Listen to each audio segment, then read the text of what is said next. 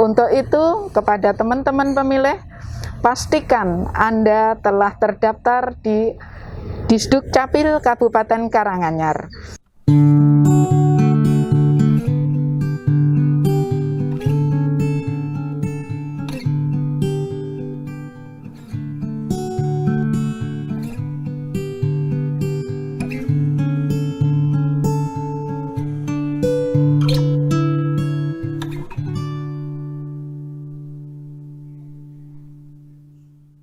Saksikan Jadi Tahu Jagongan Demokrasi dan Tahapan Pemilu di YouTube channel KPU dan medsos KPU Karanganyar. Halo teman pemilih, kembali bersama Jagongan Demokrasi dan Tahapan Pemilu. Jadi Tahu KPU Karanganyar. Kali ini kita akan berbincang terkait pentingnya data penduduk menyongsong pemilu dan pemilihan tahun 2024. Jangan lupa teman-teman semuanya untuk subscribe YouTube channel KPU Karanganyar dan juga memfollow media sosial kita. Ada Instagram, ada Facebook, juga ada Twitter. Teman pemilih, tahun 2024 sesuai regulasi pemilu dan pemilihan akan dilaksanakan. Sehingga tahun 2022 mendatang tahapan pemilu akan segera dimulai. Pemilu bukan hanya menjadi gawe KPU selaku penyelenggara, akan tetapi pemilu dan pemilihan menjadi kerja bersama, kolaborasi seluruh elemen bangsa. Salah satu elemen pendukung suksesnya penyelenggaraan pemilu adalah Dinas Kependudukan dan Pencatatan Sipil. Karena dinas ini adalah lembaga atau instansi yang mengurusi administrasi kependudukan. Disdukcapil berperan penting dalam pendataan penduduk. Data kependudukan ini kita tahu bersama merupakan elemen penting yang digunakan dalam tahapan-tahapan pemilu. Jagongan kali ini kita akan membahas tadi pentingnya data kependudukan. Untuk itu sudah hadir bersama kita dua narasumber. Yang pertama adalah Ibu Dr. Anda Ani Indri Hastuti, MM, selaku Kepala Dinas Kependudukan dan Pencatatan Sipil Kabupaten Karanganyar.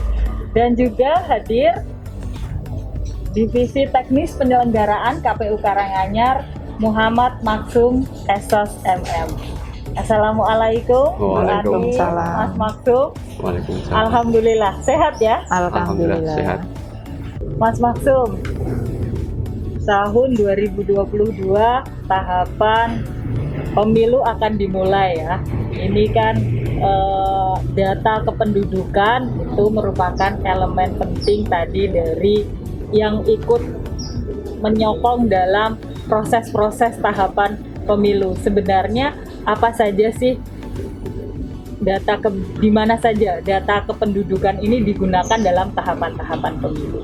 Ya, terima kasih Bu David. Berkait dengan data kependudukan digunakan di tahapan kepemiluan sesuai dengan Undang-Undang 7 tahun 2017 sebagai dasar pelaksanaan pemilihan 2024, yang mana kita ketahui bersama untuk hari H-nya ini masih belum ada titik temu antara KPU dengan Kementerian Dalam Negeri. Nanti dalam waktu dekat pemerintah bersama KPU akan mempertemukan hari H-nya itu. Dan kembali berkait dengan data kependudukan di tahapan kepemiluan, yang pertama data kependudukan itu sesuai dengan pasal 173 itu digunakan untuk syarat pendaftaran partai politik peserta pemilu, yang mana syarat pendaftaran partai politik peserta pemilu itu sekurang-kurangnya 1/1000 dari jumlah penduduk di kabupaten atau kota. Dan selanjutnya berkait dengan data kependudukan lagi, digunakan sesuai dengan pasal 191 ini menjadi dasar untuk penghitungan alokasi kursi di DPRD kabupaten, yang mana apabila jumlah penduduk 500 sampai 1 juta itu alokasi kursi di DPRD kabupaten berjumlah 45, dan nanti kalau lebih dari 1 juta maka akan bertambah menjadi 50 kursi. Dan selanjutnya di pasal 201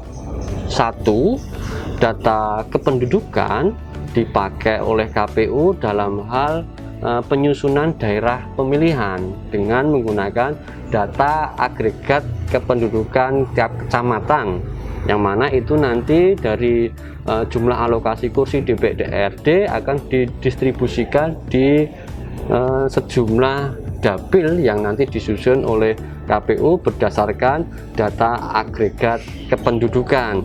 Serta di pasal 201 itu juga pemerintah dengan pemerintah kabupaten juga menyediakan data kependudukan untuk daftar potensi pemilih di dalam pemilu, atau biasanya disebut DP4. Ini dipakai sebagai dasar untuk nanti digunakan untuk penyusunan daftar pemilih di pemilu tahun 2024. Bu Ani, tadi disampaikan Mas Maksum, ternyata terutama jumlah penduduk ini banyak sekali dipergunakan sebagai dasar penyusunan dalam tahapan-tahapan pemilu. Nah, ini kalau dari Disduk Capil sendiri menika untuk data-data apa saja sih yang dipun publish kepada publik itu ya, terkait dengan data-data kependudukan? Jumlah penduduk menika kayak tadi seperti disampaikan ada data agregat kependudukan per kecamatan. Ini apakah per semester kah atau seperti apa? Sebenarnya publikasi data dari Disduk Capil menika bagaimana itu? Ya, matur nuwun. Ya, data kependudukan diterbitkan secara berkala, baik skala nasional, provinsi maupun kabupaten. Diterbitkan setiap tanggal 30 Juni dan tanggal 31 Desember. Berdasarkan data agregat kami, tahun 2021 semester 1 jumlah data agregat kependudukan sebanyak 935.198. Jumlah tersebut terdiri dari laki-laki 466.903 dan untuk perempuan 468.255.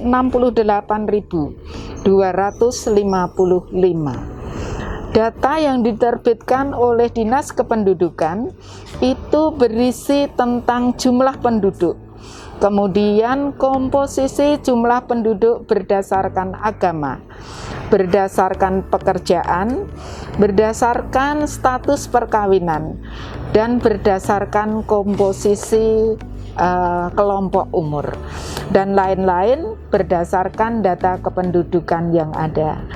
Data agregat ini merupakan data kependudukan yang mencatat peristiwa kependudukan dan peristiwa penting lainnya yang diolah akhirnya menjadi data agregat. Ngaten, Mbak. Jadi untuk data kependudukan ini Disduk Capil setiap harinya real time melakukan pencatatan, yaitu pengadministrasian, akan tetapi untuk publikasinya memang dilakukan secara berkala setiap 6 bulan ya berarti ya tadi. Dan tadi Bu Ani juga menyampaikan kisar jumlah penduduk itu di angka 900 lebih ya tadi ya, 900 lebih gitu. Dan ini kalau dari perkembangan dari secara berkala tadi, ini kalau untuk laju pertumbuhan penduduknya ini di Kabupaten Karanganyar bagaimana Ibu? Ya, tadi saya katakan bahwa berdasarkan data agregat, data yang sudah dikonsolidasikan bersih pada semester 1 bulan Juni itu sebanyak 935.198. Nah, untuk laju pertumbuhan penduduk berdasarkan koordinasi kami dengan BPS itu sebesar 1,33%. Itu.